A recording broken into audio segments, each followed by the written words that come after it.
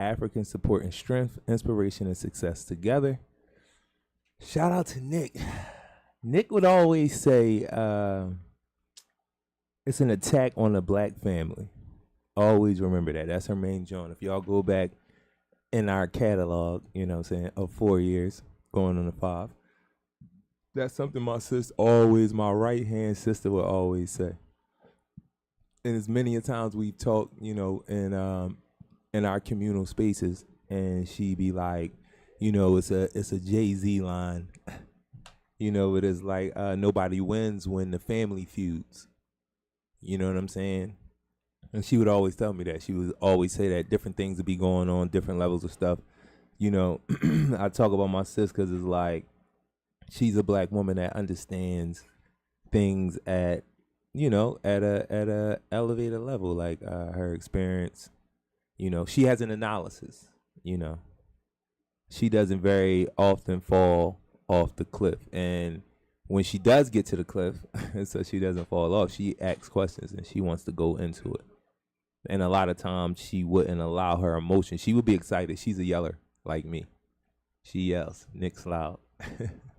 And when we talking about something, like it get loud. So, you know, one of the things that I always appreciate about my sis is that when she would get to that cliff, she started asking questions and she started reaching into her experience. And she is very balanced in her analysis. You know, so that's one of the things I wanted to, you know, shout out as I shouted out the Cannons, because it has the attack on the black family is the non-relationship of the black man and the black woman, or the very toxic relationship structures of the black man and black woman. And we're not just talking about, as I always like to say, I don't like to say romantically, because the Romans, if we look up the Romans, research the Romans, I promise you they couldn't tell you, their societal structure could not tell you anything about what you call or what you want to be love.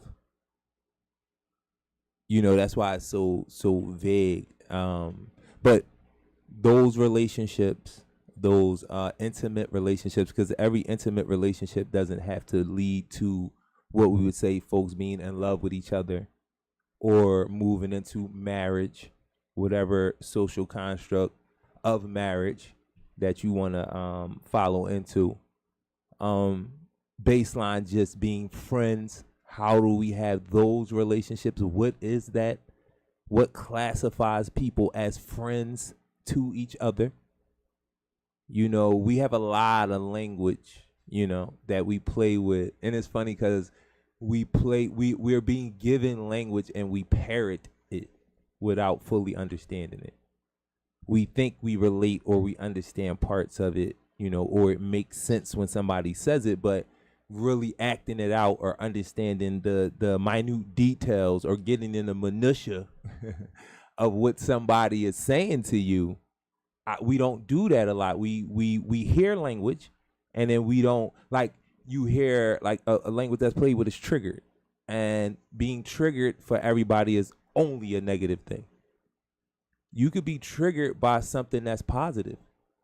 You could be triggered by something that's positive and it cause a negative. You could be triggered by something that's positive and make you happy. Every time you respond to something that was traumatic or you talk about it or you change your behavior around it, that's not necessarily you being triggered. So if I was in a car accident, right, and I decided that I was going to drive now at 40 miles per hour, I was going to make sure I always have my seatbelt on. Not because I'm scared of driving, but because I've made this decision based on this traumatic thing happening so that it doesn't happen again. I don't have to go through it again. So when I got into the car accident, I knew that I was doing 70. So now I don't drive over 50 unless it's required for me to do that. And I always wear my seatbelt, because when I didn't wear my seatbelt or people didn't wear their seatbelt, folks got ejected out the seat the accident was way worse than it should have been. So now, because that has happened to me, I build capacity by not being scared to get in a car, it not giving me anxiety to be in a car, to hear about car accidents, to watch car things happen on film, hear about people being in car accidents. All of those things, large and small, that you would say is a trigger. But if I know this thing happened, and maybe even I was in more than one car accident, so now I'm definitely driving the speed limit or slower, unless it requires the speed limit says I have to drive faster. And then even then, I'm in the middle or in the right lane. I'm taking these precautions. I'm wearing my seatbelt every time, and I'm even asking people in the car to wear their seatbelt. And you know what people would do because they play with this language and they don't understand? They would say, because I'm being cautious now and driving slower, that's me being triggered. But I'm only being triggered because I'm not driving as fast as they want me to drive. You're playing with the language. The only reason why you even said anything about me being triggered because we was having a conversation or we was doing something that you were involved with. You don't like the fact that I've taken precaution because it doesn't fit into what you want in the moment. My precaution doesn't fit into what you want. You want to get there fast. You want to drive fast. And you're a little agitated that I told you to put your seatbelt on. That's another funny joke for another day. We get agitated with the car for ringing a thing to tell you to be safe in the car. We all be fucking like this goddamn thing getting on my fucking nerves. I be saying the car beating me down to put my seatbelt on. Motherfuckers get in the car. These damn new cars. The new car is more built to save your fucking life. You feel me? But that's a joke for another day. Motherfucker, you driving, motherfucker, you put your seatbelt on, you get annoyed. Damn, what, you don't trust me? Bro, it's 1,000 million other motherfuckers on this road driving a car, and I don't know what the fuck they're doing. And your shit is a little shaky too. Now, I know because you got the steering wheel, because I understand perception and perspective. You sure about it, bro. We cool. I know y'all felt that swerve, but that's just y'all feeling the swerve. I got the wheel. I'm telling you, we good. But me in the front seat, I'm hitting the imaginary brake. I don't do that no more. Like, it's something about cars. But I still be like, what? But, you know, they say think positive. You know what I'm saying? That's what I do. Or put my seatbelt the fuck on. I put my seatbelt on sometimes. And I don't care. And then I think about the deeper issue. When you say that, you mean it. Damn, man, what you questioning my driving? Because your ego and self-esteem is built into that. You don't have a bunch of things that you could say that you good at. And it don't feel good for me to secure myself because it's saying that you can't drive like that. And your ego and your self-esteem, because you don't have a lot of things to be good at, and you from Philadelphia, and you got to have whip skills. And if somebody says you don't have whip skills, that's a direct attack on you being a Philadelphian and driving a car. And most of us don't know how to fucking drive. We don't know the rules of the road, and we be banging the fuck out. But fuck it. I got whip skills. And you women, stop it, please. I don't need you to have whip skills. Don't make that a part of what makes you a woman in Philadelphia. Please don't do it. But anyway, because if you understand what I just said to you, I went into the deeper context of a layered conversation that most people, not because of themselves, don't have they don't have the tool, the skill set, the training to look at that deeper conversation. So every time I've said it to somebody, we've had a great laugh. Like, damn, bro, you're going to get mad because I want to secure myself in the car. That's not questioning you. I'm just trying to be safe.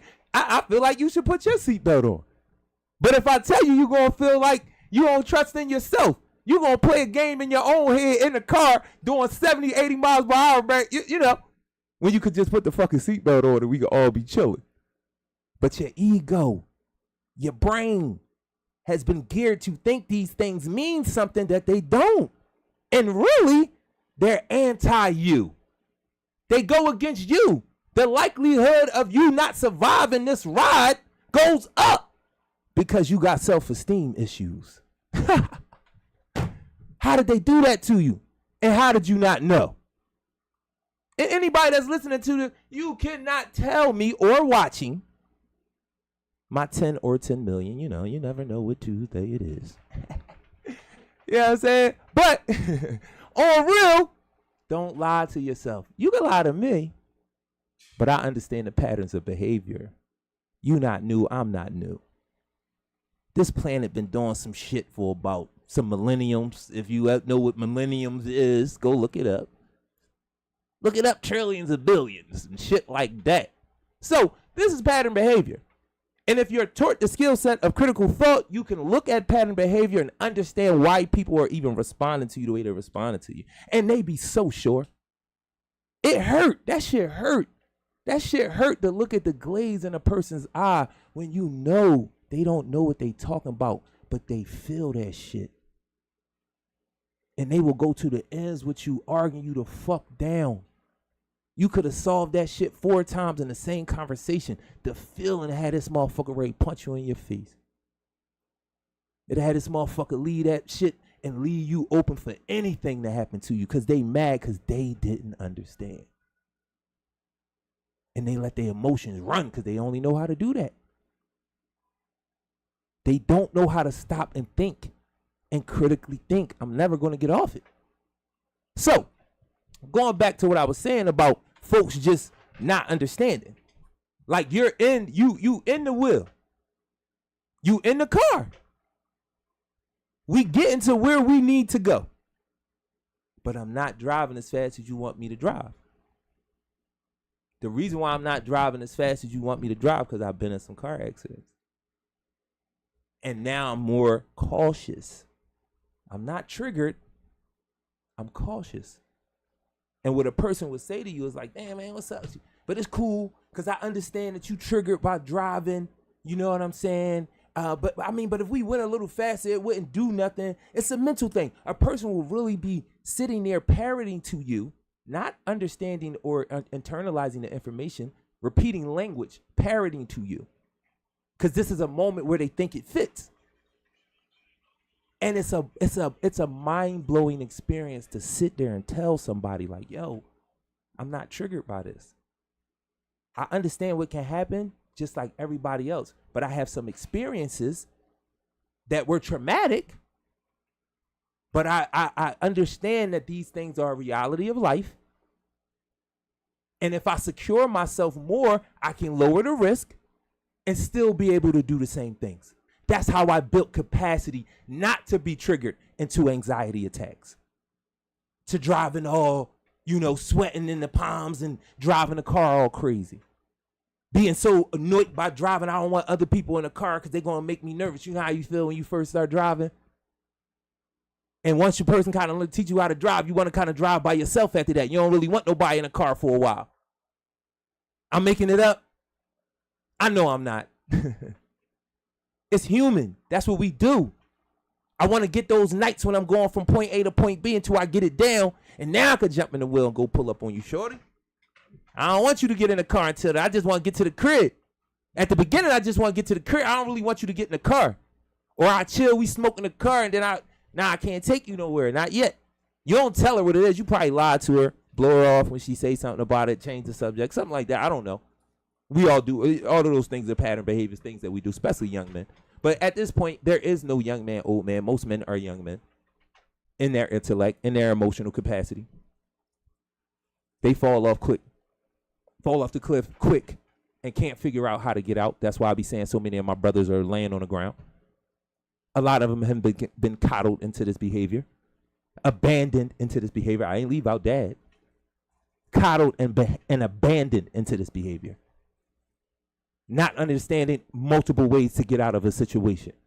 Fry right out. Soon as they get ready to just run away, laugh, act like they don't care, or break everything. Whatever break means at that moment. Die, maim, destruction of property, physical outward shit. That's the abandonment, John. That's the coddling, John. And it's funny because Now you give young men emotional patterns that are inward. Women are very inward when they go through their thing. This new, more testosterone, masculine, pull up outwardly woman is like the switch of culture. You know what I'm saying? That's going on with our folks in the way that we deal with emotions, and still are able to connect. You know what I'm saying? Because again, those relationships, we don't know how to have them. Mom, son, don't know how to have them. Dad, daughter, don't know how to have them. Brother, sister, don't know how to have them. That was the initial of the conversation when I was explaining about the triggers. How we don't understand relationships. And that basic thing is what's destroying the black family, because we can't even begin to have a black family if those male-female relationships do not work. If they do not work, we cannot have a family. We'll never get to community for real, for real. That's why we build a community and you see it kind of flame out. I've had conversations with people who have had the same things and the same experiences with me, building on groups of people. Black folk trying to build organizations, just build community and neighborhood. It always flames out. You know, it's like where are the long-standing things? Where are the institutions that come out of these groupings?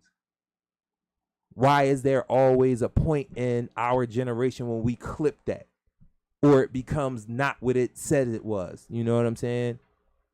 Like it starts off fighting that fight, but then it get a check, then it get aligned with some political folks, or you know, or something tragic happens with black people, do something vicious, either internally or externally. They sent to sabotage. Unknowingly, a lot of times, they create environments. Our neighborhoods are places where we can only sabotage each other. That's the way they're set up. Like I promise you, again, that's the more detailed in the way things are laid out. My little bro seen them play Monopoly on his block, right up the street, right in front of his face. From the people, the gentrifiers who came, what type of people they were, what organizations and stuff that they work in, the bank that they put, the street that they changed, the dudes that they moved from corners in order to gentrify his part of, you know, where he lives at in Southwest Philly. He watched them play Monopoly. And because we have conversations and I understand our relationship and how it's supposed to go and what my responsibility and accountability is to him as a black man, I have to give him that information. So now it feels amazing because my life is good. Shit is complex. I have emotional times like everybody else. I shed tears like everybody else. Sometimes they come at times you don't know they're going to come because I have a lot of things that have happened. And I know they in here and I know different things going to trigger, an actual trigger, not the game playing. And the way that I build capacity for that is I let it flow. If I feel revved up, I let it be known I'm revved up. If I'm angry, I let it be known I'm angry. If I'm mad, I let it be known I'm mad. I'm going to yell and all that. I'm going to yell when I'm excited. I'm going to yell when I'm mad. I'm going to yell when I'm being funny. It doesn't matter. I'm going to yell. I'm going to get it out. That's one of my ways. I've been doing it for a long time. And I'm going to talk about my shit. I pretty much don't care. I think that's what makes doing this so easy. I'm an open book, still am. I have people who have weaponized things that have happened and try to make it seem like I've been nefarious in some way to fit their emotional pattern based on how they want relationships to go. But still at the core not understanding what a relationship actually is. You know, I talk about the baseline all the time. You know, love is intelligence. The highest form of intelligence. Sensitivity is the highest form of intelligence. In order to love, you have to be able to think. How can you care for people if you can't think? A lot of people are following what? Paradigms that were given to them in books. Written by who? Their oppressor. Movies. Directed. Promoted, backed, the money given to even, because, you know, most of the shit, 8 studios, probably 6 now. You know what I'm saying? So they put out the message that they want to put out at the end of the day.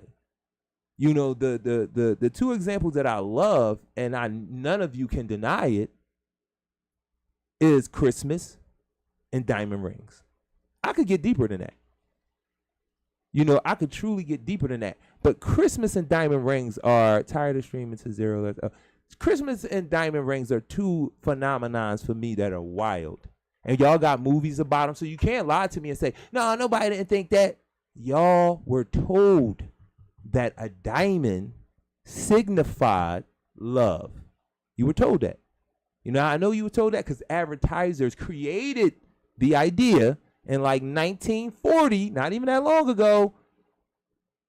But when you have been made critically, intellectually lazy, not that you don't have capacity to build upon your intellect and learn these things, read these things, but you had duped into these pattern behaviors, again, by the books that have been given to you early on that you didn't read after. One of the reasons why you left those books behind, because they didn't identify with you, but the only identity you know is what you got in that book.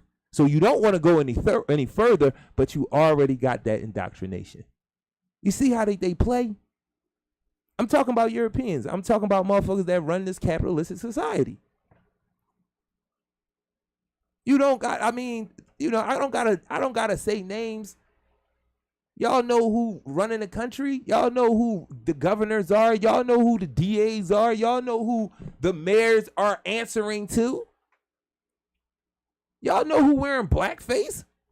Y'all know. Y'all know. But you can't critically think enough about it. You just be like, I hate her. I hate him. He this, he that, da, da, da. But you don't go into no actual understanding of what is really happening to you because you never go and act on it in your own life. Not necessarily going to them and the whole lie of speaking truth to power. They already know. Why? How do you think they're powerful? They already know what they're doing to you. You're not telling them nothing. That's why it always killed me with like, we have to have people who are like them to go in the room. And it's like, nah. You gotta go in the room and represent the real people who are being affected by these policies and can articulate what's going on. And they got the people in that real love for people with that understanding, they standing behind them. That's when you go in the room and start talking. That's when you go to Harrisburg. That's when you go downtown. You really got to have the people. A lot of times it just be organizers with organizers, and a lot of them organizers don't experience what they're fighting for. It's a job. And white privilege is still real. So how hard are you fighting to give up what you have? That house you moved in on my brother's neighborhood, you knew why that house was cheap. But then you go work in an organization and say you working with young men like him to help this community. We don't see that because we don't have that deeper level of critical thought. You don't have a bunch of people even working for these organizations who know how to critically think. You know a lot of stuff. You know how to, you're tech crazy. You vicious with the tech. You know how to use all the stuff. And that's an amazing skill set. But there's other parts to it. You got the degree. I know, but degrees are normally theory. You haven't experienced any of this. The degree usually is just tying you to what you experience in your own life and trying to understand the information that you just read and we're just learning. And you got to go through the emotional part of understanding you ain't as smart as you thought you was. Because you went to this school that told you they was preparing you for college and you was an honor student, and then you got to college and you didn't even know how to study. And it's not a fake experience because I've been around all types of college folks from 96 when I went to now when I came back home and went again. My daughters, my cousins, people that I work with, I've asked the experience. It's even one of those joints that goes beyond race in certain spaces.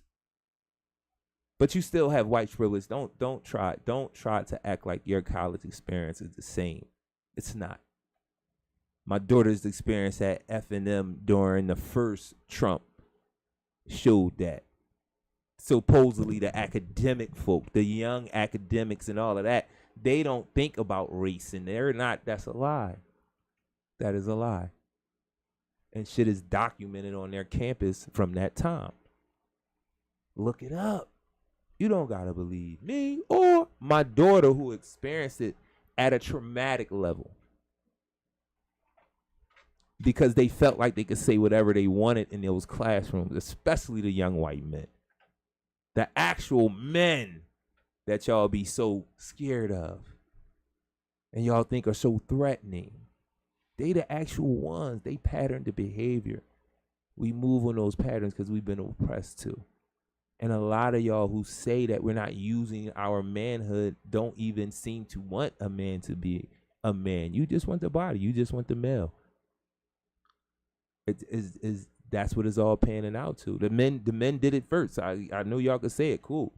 They did it first, but we still in this fucked up space. So when we gonna stop saying the men did it first and just come up with a plan to figure it out? Change the paradigm. The babies literally come from our women. For the women who still even want to have children, who don't look at children as burdens, who don't look at, abortion and all that as birth control, confusing the language of, control of your body, Roe versus Wade, stuff has nothing to do with you. Nothing. Roe versus Wade is a white woman's issue, bro. We can get into it, anybody that disagrees. Because this is the funny thing about feminism.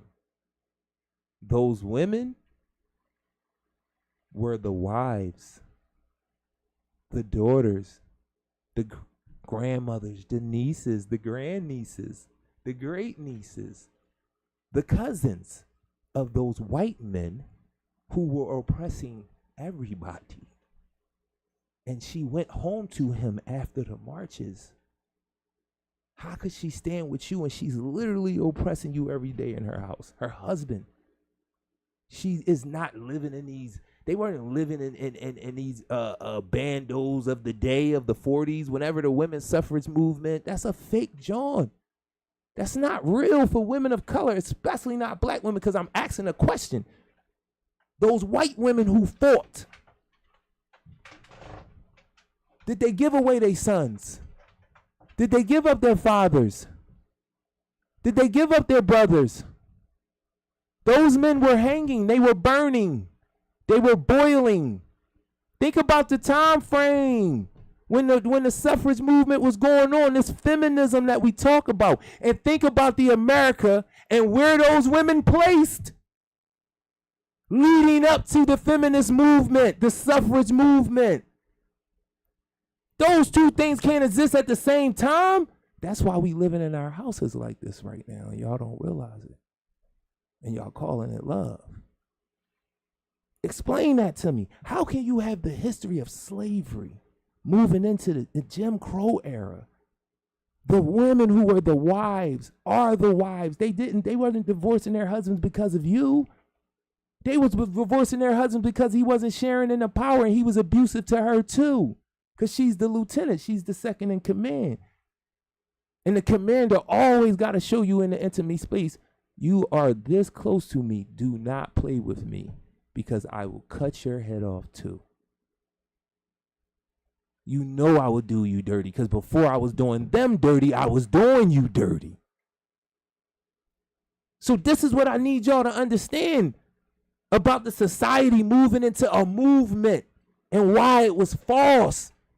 And if it was real or is real, and it shows it was only real to white women and women who can look as close to white as possible or pass.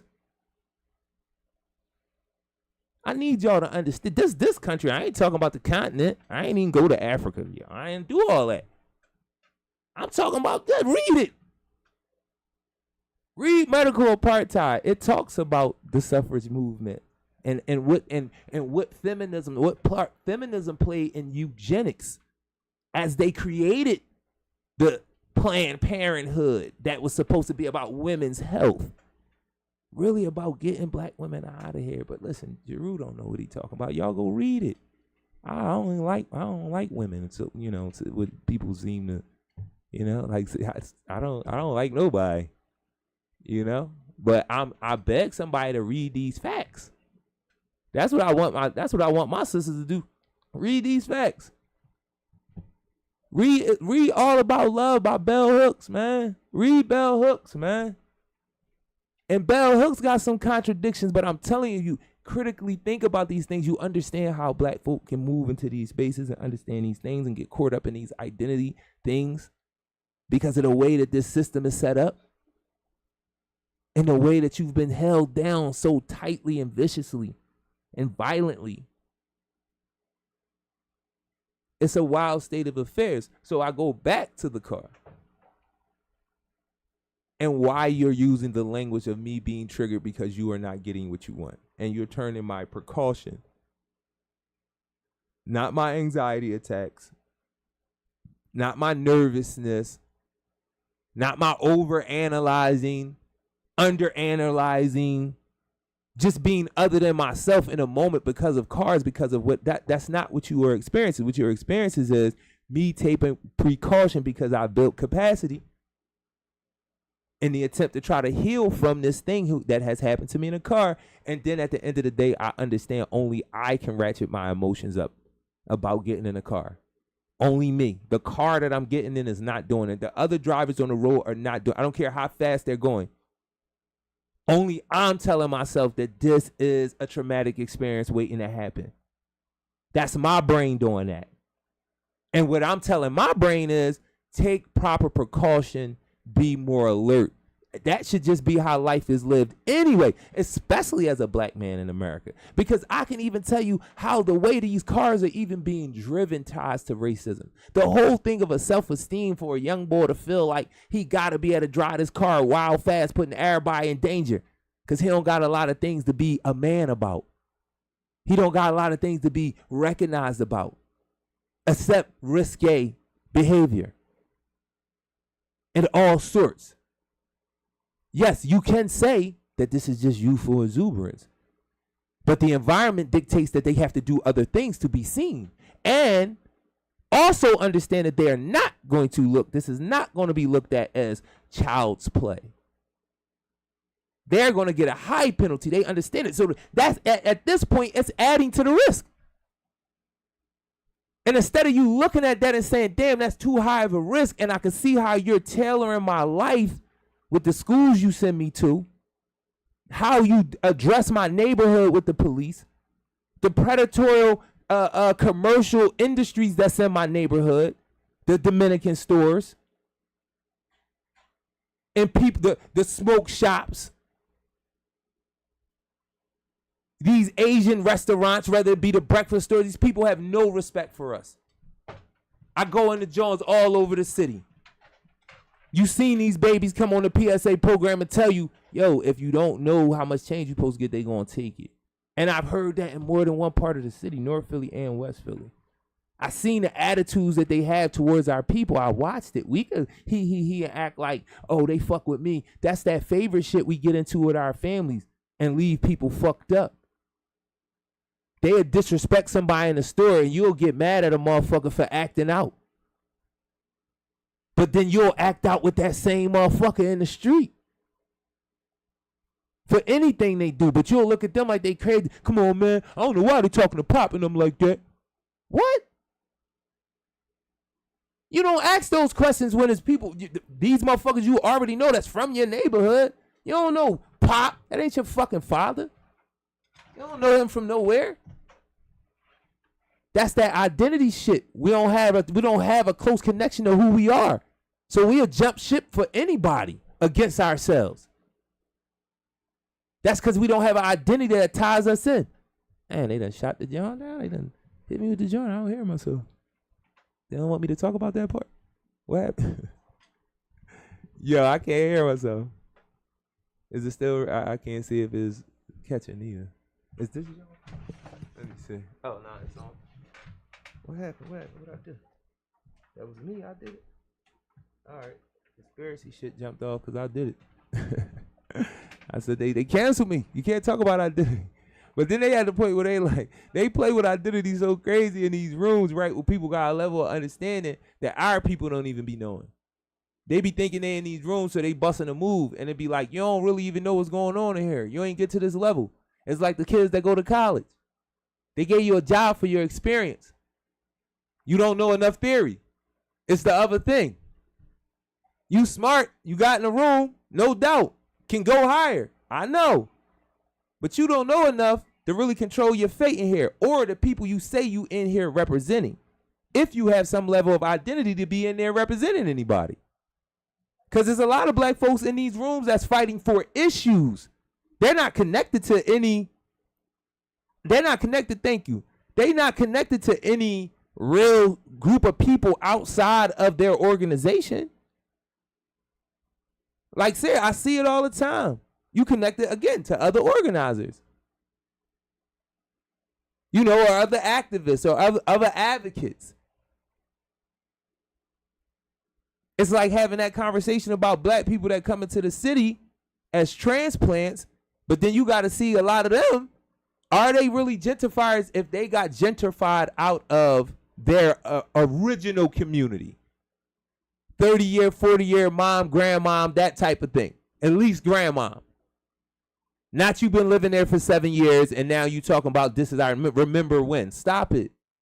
Stop playing those games. And black people don't be peeping it a lot of times because we can't critically think. These people can. They've been taught the skill.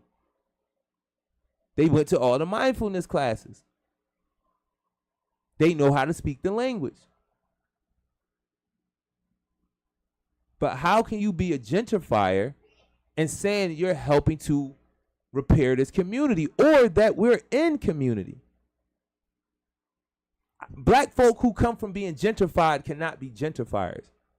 But the problem with them working in organization is not that their heart or anything is not in the right place. It's like, one, do they connect with a true identity of black people in this place? I know a lot of Philadelphians don't connect with black people in other places.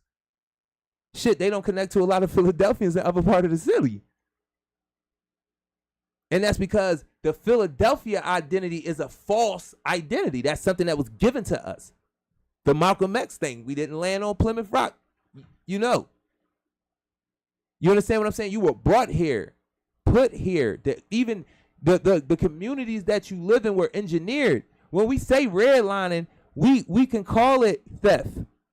We could call it discrimination. We could call it prejudice. We could call it racism. We also have to call it social engineering. We have to understand that level of what redlining is. It's social engineering. You're creating environments. You're putting certain groups of people in certain areas and dictating how much resources they get. They created the suburbs. A lot of those homes, those men got grants. They were making roads and shit to create work for white men. They didn't even want to give it to the brothers that was coming home from whatever fake fuck ass fight imperialistic shit they had us doing to other people of color around this fucking country, around this world. And then them dudes came home and couldn't even get it. The GI Bill wasn't working for them the way it was working for white men. Look it up. Look it up. I ain't making this up. These dudes was given money to create suburbs and it failed. Think about it. They all coming back to the city. Now they failed. They fucked your neighborhood for an experiment. They didn't lose from it. Those people were able, when the experiment changed and they found out those areas wasn't what they thought they were, they had the ability to move and do what? Move you around again. Move you the fuck around again. I need people to read the Daily News. I tell people to look at this show. Over 4 years, you'll learn a fucking lot. I promise you. Look at these shows. Look at them. Listen to me. And go read some of the shit that I'm talking about. Look it up. And see where it puts you. I guarantee it. I guarantee it. If somebody watched 4 years of these shows, you probably don't even gotta go 4 years. That's not even arrogance. Because I know I'm putting concepts out there that people ain't talking about because I'm in the rooms with them. The podcast boys too. I feel like some of the boys, because I'm at a lower level, they watch my shit and steal some of my shit. I be watching it. I don't be on Instagram a lot, but I be checking out podcasts here and there, and I be like, damn, I was talking about that 3 years ago. Nobody wasn't even on it. Relationship shit, politics shit, street shit. I've been on it. I was on it in jail. If a nigga really want to be honest, they going to be like, damn, bro, just regurgitating shit he was telling us over 20 years, trying to get us prepared to go home. I've been organizing. in real places, really getting to the men. It's a number of them running around here doing amazing shit. I had a part to play in their lives. I ain't gonna say I created those men because I didn't. But I know the part I played was impactful. And they ain't too powerful as black men because they want to see it duplicated to say that I helped them in that way. I assisted my brother in that way. I've been organizing. Shout out to CNC. Care Not Control. We need our young people to know about this, man. They need to be shutting down these prisons. The campaign is on. We want to shut down some prisons. Where are they at? The youth Jones. We need to be around for that. Who don't want to do that? And we need to talk to the people. So I'm going to do my best to get around, tell these young people what's going on with them. I got one of them in my house, the dumbest nigga in America. Because you around me. You been around this. And I owe you a lot. That's something I be wanting y'all to remember. While you not waiting your turn, I'm trying to make sure we get a turn. Because I know what it looked like. I know what your lot in life looked like, but I knew what it looked like before that. I lived up the street, bro, in the 80s. And we ain't own that house. And I'm going to always tell people like you, this not no struggle Olympics, but I need everybody to understand we don't need to put too much credibility into all the worst things that have happened to us. We need to start thinking how we going to figure it out and move into the next phase of this shit, because this shit is phasing out. And we don't want to be moved around again, even though I see it. So what I was saying was about the social engineering and urban development and how that dictated where black people are going to live. And if you look in the Daily News, when I first got locked up, they were talking about white flight, white flight, white flight. The white people were leaving the city and moving into the suburbs. And look at what happened to your cities, your neighborhoods. Once those quote unquote tax dollars that control everything, we can look into that and really check some shit on that and really start understanding, is the Federal Reserve creature of Jackal's Island. Just read it. The creature of Jackal's Island. Just read it. Fuck me giving you some detail. You ain't gonna listen anyway. But read the book. Keep it in your mind. The creature of Jackal's Island. It will teach you a lot about money. It will teach you a lot about capitalism. A lot. It's dense.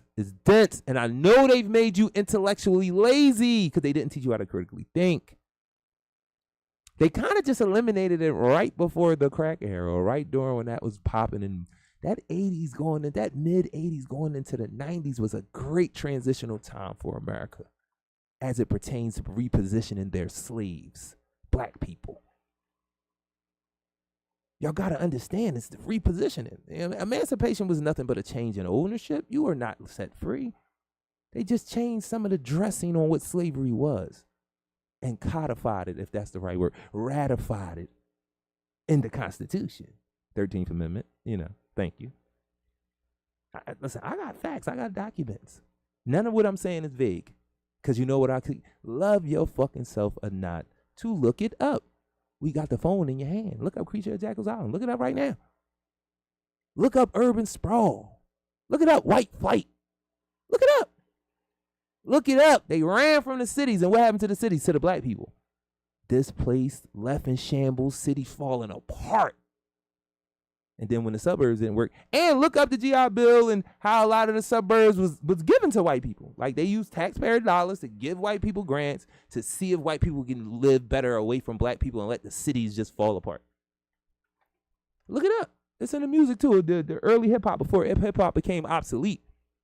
Early hip hop talked about it. It was even in the visuals that you seen. Don't push me because I'm close to the ledge and all that. That was real reporting. You know what I'm saying? It's called Survival, all that. I don't remember all the brothers' names, Grandmaster Flash and all them dudes. If you listen to them songs, bro, they was reporting. White lines, they was reporting. And then that shit got into it. White folks knew it. Yeah, the white folks that owned the industry, a lot of Jewish folks. The ones who always act as if they are not part of white society, white privilege, and do as much oppressing as any other white person. It was a lot of them. We seen them. We seen the movies. They documented this shit. They report back to us. They tell us about their stats in a way to to desensitize you to what's happening to you as if it's not actually happening. It's a different time. I can figure this out because they are showing it to me. But you don't know how to think your way through it. You're just seeing it and you're responding to it. Real reactive, emotional. No critical thought, no planning, no strategy, no organizing. And then they have people in the space who are getting some level of trauma happening to them, some level of discrimination, who try to use that as they take their privilege. Because my thing is, why the folks that's working with us in these organizations is not giving things up if they know? And people be talking about reparations. You are a part of the white power structure. Just because you say you're an ally or you're a co-conspirator, as if we're going to jail together, we're not going to get treated the same by the cops. You're never even going to make it in there the same. And you're not going to do that. Just look at the weathermen. Cats that was bombing got treated different than dudes that never did nothing. They couldn't come home for 30 and 40 years. I'm talking about the Panthers. Dudes that they was penning shit. It was white boys in the weatherman movement. And they actually bombed shit. They actually blew some shit up. If I remember properly, on a college campus. Motherfuckers became professors and shit later in life. You got Panthers who were pent. They were told. We can read the stories and know that these dudes did it. It was pent. And the times when they did, you could see where it was self-defense. You could see where dudes were being assassinated. Cats was being shot up, and the ones that would survive did 20 and 30 years in prison, and we knew it.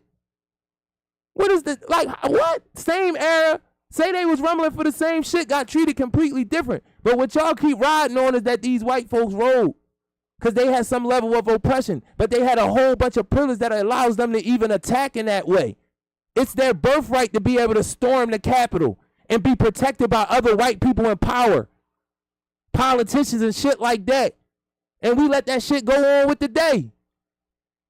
We act like that's regular. And then those same people are trying to stand next to you and said they were oppressed because a few things happened to them that seem similar. But it's not. We're not starting from the same place. These statistics and this data is not false. A white man who, without a college education, with a motherfucking criminal record, can get in better situations than a dude with a degree, and definitely a dude with a high school diploma. But if a dude get a record, it damn near disqualifies him completely. And he was already starting from nothing. He was already getting a conversation from his people that the world is not going to, it ain't the fucking world not treating me fair and the world not fair. It's white folks with this capitalist system, and people don't want to give up their privilege. And it's a lot of playing going on in these spaces. So again, I want young people to be in these movements. And we need to be giving them real in-depth critical thought understanding and stop playing with language. Because even the organizers is in space playing with language, being on Zoom meetings and shit. When it's wild. It's wild, bro. It's a wild state of affairs when you actually can see what's going on. And you can see where people don't really understand what they doing. It's like heart be in right place. But your training is faulty. Your training is faulty. Your orientation is faulty. Your ideologies is faulty. Because you're trying to connect to other things other than Africanity. And that's supposed to be our baseline. Nothing else. Not a religion, not a gender, none of that. Nothing. Our baseline is we African and we supposed to move a certain way with each other. And that's never could be shook because everybody else do it. And I hate keep saying that. Powernomics. Read it. Read Powernomics. Claude Anderson. I always get Claude Brown and Claude Anderson mixed up. But Claude Brown is man-child in the promised land. Read it. A lot of that shit still holds true. It talks about another one of those transitions that we like to glorify, but it was really us being directed in a space. Migration was directed. You didn't decide. Some of us went west and forged our own shit. I know we did. And then they came and gripped shit because we ain't had a proper identity and connection. And they still had too much power and they were still treacherous and vicious. Because when we did go off and build our shit, they came and burnt it down. After saying we dirty and they ignorant and we don't want them around us. But whenever we got our shit going on, here comes someone, he did something to a white woman shit. And those white women don't stand up in court and say, no, he didn't do it. They let the white men do it. How the suffrage movement even fucking happened? How did it happen? These women knew black men were getting hung for fucking accusations. And a lot of times because these white women wanted to be with these black men. They wanted to be around them. And as soon as this nigga get hung, she over it, she ain't saying shit. But then she could come out from that picnic where they just hung my fucking elder and start talking about the suffrage movement and tell my sister that she should be over there with her. What are y'all talking about? Are you serious? That's real time right there. Read y'all history. How can a woman that been at a picnic with black men and black women were hung come out from that picnic, her daughter, her son, whoever, and say, yo, white women, all of us, they are oppressing all of us just because we're what? What are you talking? How did it go? How, man? And now y'all looking at me, your brother, who want all the greatest things in the world for you and try everything every day to do it and live up to it. And you'll treat me fucked up because of the training you got from a woman who fucked me up to begin with. And that's the reason why, yeah, her and her husband. That's why I said the slave master and his feminist wife. Read about it. The person who killed the most people on slave plantations are white women. Read about it. I didn't make it up. Read the history. We've documented it. So it'd be wild to me that I go in these spaces and get treated crazy by my own sister because she got a feminist background and she don't know it. Even the ones y'all think is so ratchet. They got that same feminist shit talking about men. You order, a lot of these sisters are leaving our sisters unprotected for the predators to get them. So how much of a predator am I? You know your son is a pedophile. You know your brother is a womanizer. You ain't stepping up. You trying to find good in that nigga. But then gonna tell me that black men are not protecting you. I seen too many women walk to their cars by them fucking selves from parties that they girlfriends throwing. Walk down the block by their fucking self. I see a few take them to the car, but I see too many of them alone. And then they got them so crazy, like us, I don't want nobody to walk with me. But then when something happened to the sister, I didn't do my job. And then y'all ain't even raising these little dudes that want to protect nothing. They want to be protected. They want all the fucking attention. They want somebody to walk them somewhere and be on the phone with them all day. Want attention all fucking day. Do anything. Lie, chill, kill. Do it all just to get some attention. Because that's how they've been taught. Selfish as shit. I know it's survival. But we can step up out of that shit if y'all niggas start thinking. Critical thought and identity. 4 years of the show, I guarantee you, can teach you some shit. The bibliography shit, niggas wasn't talking about no bibliographies. Why? Why not? Niggas talking about they read. Where the bibliography? Where did you get your information from? When is intellectual conversation become the social, y'all know, currency of the day? Because niggas is airheads out here. They dumb as shit. Y'all not having no real conversations. Y'all fake as shit. That's why niggas lie so much. Y'all ain't got nothing on your brain. You don't got nothing to talk about. So you lie. That's why your ego's so fragile. You don't know about shit. You don't know what you could be doing. Oh, no, I know you fuck bitches. My bad. My bad, you fuck bitches. I get it. You fuck bitches. And you kill niggas. My bad. Don't kill me. I'm sorry. I know what happened when your dad left you. I know what happened when the babysitter was touching you. The girl. Not the dude. Not the crazy uncle. We don't talk about the babysitter girl. And I know too many men that has that experience. And I guess we're lying because we're men. All right. Okay. I don't think so, though. I physically had to show a sister one day. A lot of these experiences that our young women are having, and I'm not blaming these young women at all, because I've been in spaces where they tried to blame the young woman that I'm talking about because she was in foster care. So that was a quick tag on her. You know she fast because she was in foster care. Now, if everybody got that tag, they're going to let a lot of shit happen to you. They're going to blame you for a lot of shit that you have I don't even give a fuck if you were going to do it because you're 10, 11, 12, whatever. It shouldn't have been allowed to happen. Somebody should have been watching your ass. So if you did it, it's every adult that was around you whose fault it is. How did she get alone with these young men to do that? Or let them do that? Or have this happen to her? Where was the guidance? Y'all was trying to have y'all fun. Y'all just letting them run around. You was tired. You wanted to go to sleep. You so fucking tired. Everybody's so tired. You niggas lazy as fuck. Y'all wear all this fucking jogging gear and shit. Nobody work the fuck out. They be playing with us, bro. They play with us, bro. They playing with us, bro. Y'all Lululemon the fuck out and don't do no working out. And I know they put all the special effects and shit in it. And y'all gonna say, well, they be watching it on Instagram. Okay. Because niggas be watching these same fuck niggas y'all be talking about. Because these niggas is looking at something. That's what make you go do it. Wow. It don't make sense. So what I'm trying to do, what I want to have happen, critical thought, good real conversation based off real experience, reading, looking into bibliographies, researching as a way to healing, building capacity through that. I want intellectual conversation to become the currency of the day. Sexual conversation is not intellectual. It's very barbaric, and most of y'all be talking about porn shit that y'all seen. None of y'all have come up with this shit on your own. Somebody taught that shit to you. You wasn't doing it. I'm going to leave with this, and I'm going to keep this joint. It is what it is. I apologize for being vulgar. A standard has to be set by our sisters, man. Amongst themselves. Y'all the ones that let men in on the shit when y'all leave y'all group for a man, because that's what y'all, I got to go over here with my man. Fuck these bitches. I don't even like bitches. I only hang with niggas. All lies, bullshit.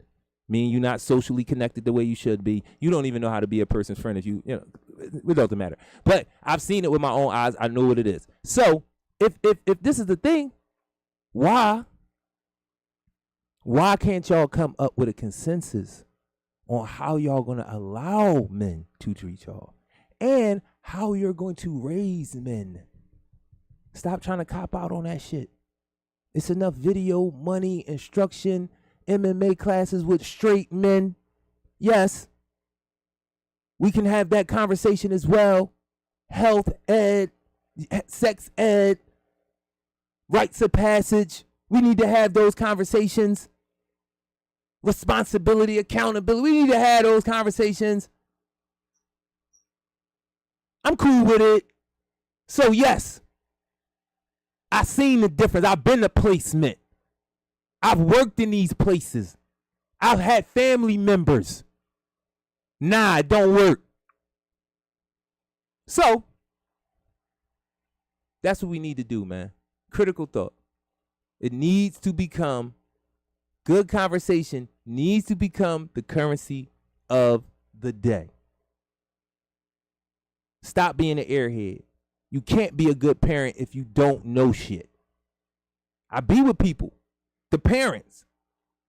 They don't be knowing shit. Start reading. Start looking at documentaries. Start showing your children that information is important, that learning is important, not parroting what you've seen on a podcast or the news, but really researching it yourself. Start having some of your own aha moments as you read. Oh, shit. He was lying. Not me, talking about whoever you was watching on the news or whatever, that you was following it like it was real news and real intellectual, even the BBC and all that good shit.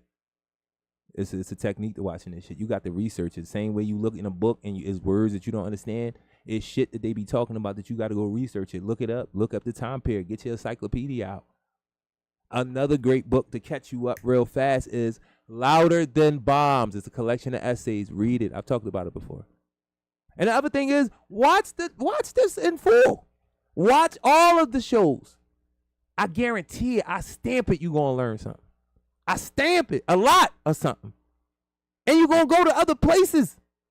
It's a lot of shit you can steal off of these shows. Just watch it. Go back. Check it out. You know what I'm saying? At PSA_community. Definitely go to Glockaware Radio on YouTube. Scroll right through, PSA, 4 years of content. It's a lot. Drop on anything. Especially because of Solo Jones. I'm telling you, the Solo Jones, oh man. I have some great people on here. Great people. But, sometimes the collection of thought that goes into one of these hours is, when I look at it myself, I'll be like, sheesh. A motherfucker could take 10 minutes and run off on that. I'm telling you. You heard the concepts. You ain't think about it. You might have did, but you ain't get too far into it. Or you might have even been scared to have a conversation because you know everybody around you dumb as shit. I know. I shouldn't say it like that. I know. But we got the information in our fucking hand. Google Scholar. You don't even gotta look up Google. People like Google is trash. All right, go to Google Scholar. So listen, this is PSA Philly service announcement, Takeover Tuesday, Takeover Love, Support, Grace, Social Activism, Research, and the Art. I am the assist, African support and strength, inspiration, and success together. I love black people. That's what we doing out here.